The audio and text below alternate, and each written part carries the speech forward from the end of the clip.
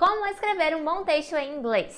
Fala pessoal, Ingrid aqui, sejam muito bem-vindos a mais esta aula. Hoje eu vou passar para vocês dicas de writing, certo?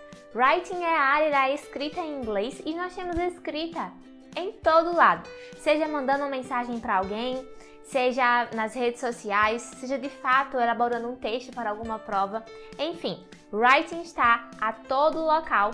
Writing é escrever, certo? Então é algo básico que nós precisamos saber também em inglês, por isso esse vídeo aqui. Se inscreve no canal e vamos ver nossas dicas maravilhosas sobre essa área. Esse nosso vídeo está dividido em partes e a primeira parte é ver a estrutura do writing. Independente do gênero do texto que nós vamos escrever, todo o texto é dividido em introduction, body of the text and conclusion, certo? Então, todo o texto ele é dividido em introdução, body, que é o corpo, o desenvolvimento do texto, e a conclusão. Não importa se o nosso texto ele é um e-mail, formal ou informal, uma carta de agradecimento, uma resenha, uma receita de bolo, enfim. Não, receita de bolo ali é um pouquinho... Não, até a receita de bolo mesmo, ela segue uma certa lógica de introdução, desenvolvimento e conclusão. Mas, enfim, você entendeu, né? Independente do texto, do tipo de texto que nós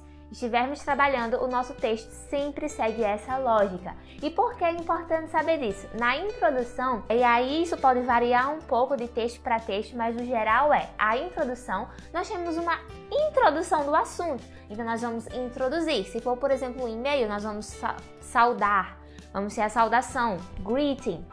Se for, por exemplo, um texto argumentativo, nós vamos fazer um resumo daquilo que nós vamos apresentar, que nós vamos falar num argumento. Vamos introduzir as questões que vamos falar, a nossa tese e assim vai. Então, introdução, basicamente, nós vamos introduzir o assunto ou então fazer uma saudação.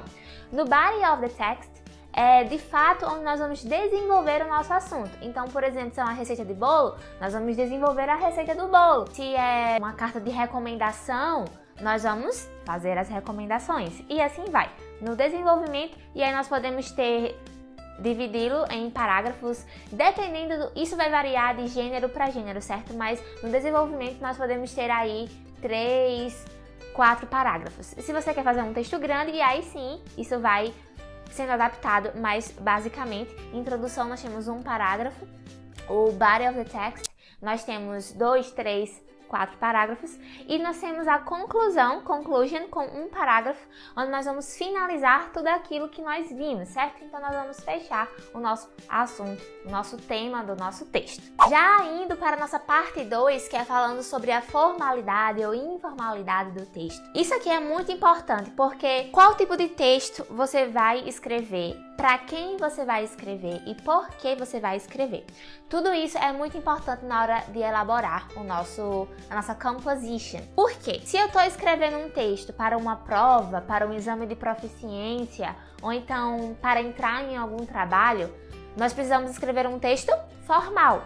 Nós não vamos escrever um texto informal, cheio de gírias, cheio de abreviações, com gramática, com erros gramaticais. Por isso é importante você saber para quem, por quê e o que você está escrevendo. Tudo isso vai ditar se o seu texto vai ser formal ou não. Uma coisa importante também que não tenho anotado aqui, mas que eu lembrei, é em relação à quantidade de palavras. Por exemplo, se você for prestar um exame de proficiência, ele vai pedir uma X quantidade de palavras, por exemplo, de 500 a 600 palavras, e você tem que estar dentro daquela quantidade de palavras. Se você for, sei lá, fazer uma entrevista de emprego e ele pede uma composition, atente-se ou então pergunte se existe uma quantidade de palavras para aquela composition, certo? Para aquele seu texto, aquela sua dissertação. Apenas uma observação aí. Voltando agora para a questão da formalidade e informalidade. Texto formal, ele não pode ter, vai anotando tudo isso, certo? Um texto formal, ele não pode ter abreviações. Então, nós não usamos, por exemplo, don't, it, doesn't, didn't, can't.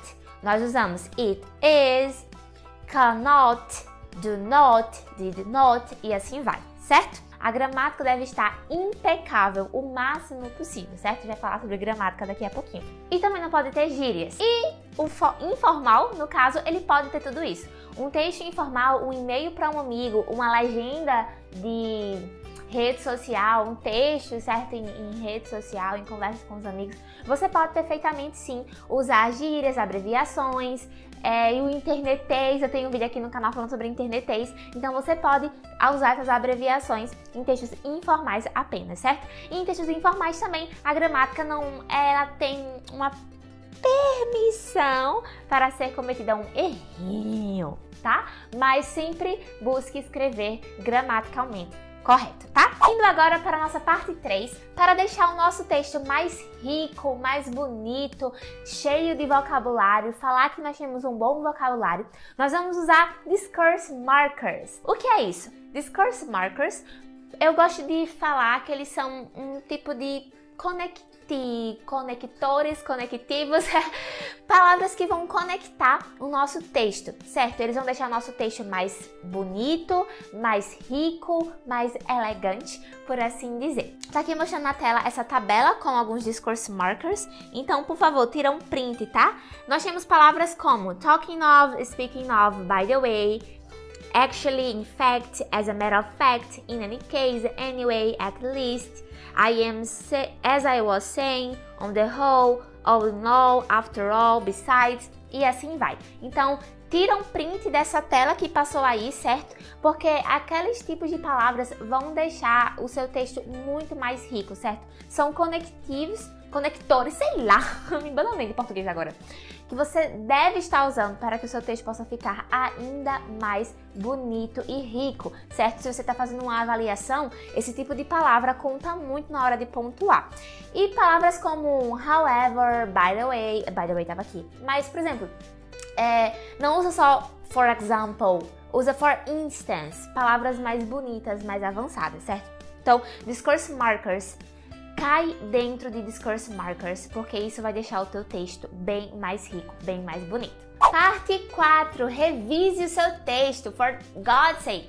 Antes de enviar o seu texto, aqui eu falo em texto acadêmico, essa questão, certo? Até mesmo em textos de conversa do WhatsApp, né? Por exemplo, então, legendas no Instagram, enfim. Sempre revise o seu texto. Às vezes a gente tá aqui conversando com os amigos na pressa e a gente escreve, digita um monte de coisa errada, mas sempre busque ver se você digitou ou escreveu tudo certo, tá? E principalmente isso em inglês. Nós temos aí que em inglês as palavras, o som das palavras, eles são pronunciadas de uma forma diferente da escrita, boa parte das vezes. A gente tem que ter esse cuidado na hora que estamos fazendo uma composition, para que o nosso spelling, para que a nossa escrita esteja correta, certo? Tudo isso conta muito em um writing. E ficou escuro agora. Então, revise o seu texto na questão de escrita, do spelling, se as palavras estão escritas corretamente, mas também em relação ao vocabulário e à gramática, e também se o seu texto está fazendo sentido. Agora, dicas gerais para a sua composition.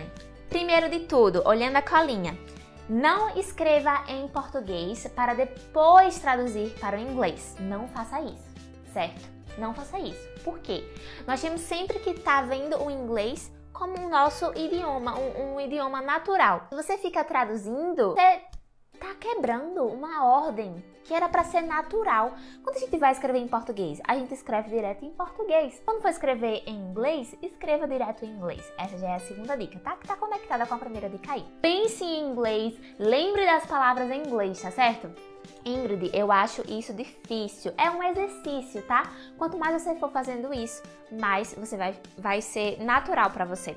Eu lembro que na época que eu fazia cursinho, quando tinha prova, a gente sempre tinha que fazer uma composition.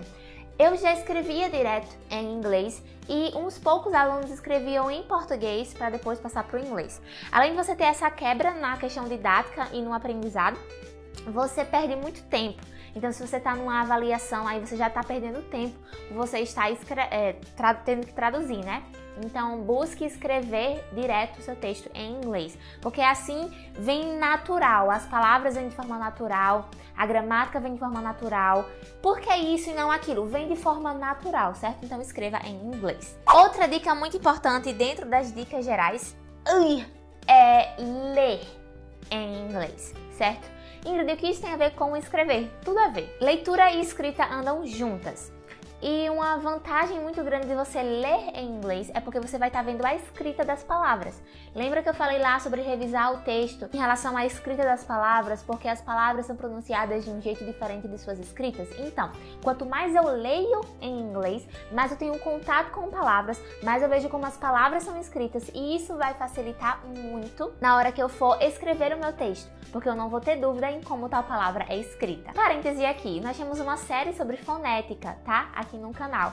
Isso vai te ajudar também na escrita. Então vai lá, tá passando aqui nos cards, vai lá e assiste esses vídeos da série de fonética. Saiba a gramática, tá certo? Essa é a quarta dica dentro da parte 5, que são as dicas gerais. Saiba a gramática, porque é imprescindível saber gramática. Nós não podemos apenas estudar gramática, mas gramática faz parte de uma língua, certo? De um idioma. Então saiba a gramática, porque você aí que for fazer um exame de proficiência, ou então uma prova na escola, no cursinho, então para poder entrar num trabalho, saiba a gramática, porque a gramática conta muito na hora da escrita, tá certo? Estude mesmo.